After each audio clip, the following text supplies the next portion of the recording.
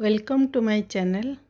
आज रेसिपी चिंगुड़ी झोल, चिंगुड़ी आलू झोल। कम तेल रे चिंगुड़ी आलू किपरि तैयारी करेंगे सेटा आज देखिबा। यह को आपण रुटी भात लंच रे डिनर रे उभय रे खाई परिवे। चिंगुड़ी को बाछि सारला परे जेते कम तेल हबो ताकू कढ़ई रे पकई के भाजिबे।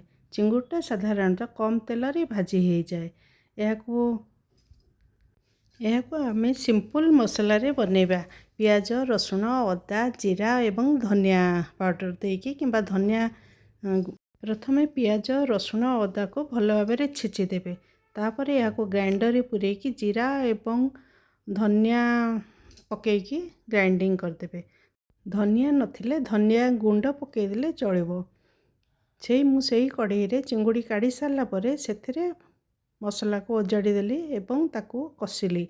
टिके आंच कम करी कषिले तेल दरकार पड़िबनी।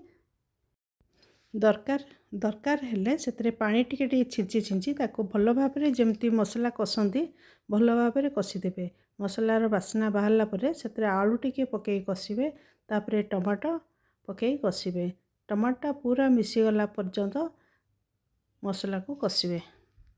यही टमाटो अधा अधी हो गला परे सेतरे लुण हलदी एवं धनिया गुंड पकईची से वीडियोटे स्किप हो जाइए, क्षमा करेंगे।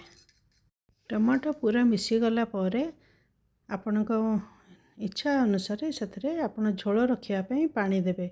बेसी दरकार हेले बेसी पानी देवे, कम दरकार हेले कम पानी देवे। जेहेतु यह मो रुटी रे खाइबी सेथिपे एथरे मु कम पानी देइची। झोल को टिके मोटा रखिची।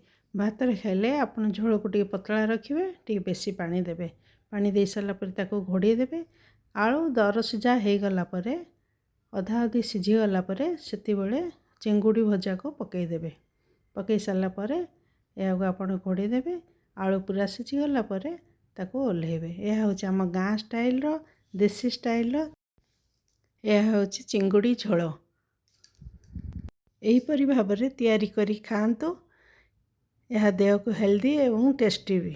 एमती खाआंतु एवं सुस्थ रुहंतु। बड़ चिंगुड़ी रेड मीट हिसाब से जाउची, तेणु छोट चिंगुड़ी खाआंतु, छोट माछ खाआंतु। कोलेस्ट्रोल थिबा लोक माने अवॉइड करंतु। जेते कम तेल खाइबे सेते देह आपण सुस्थ रहिबो।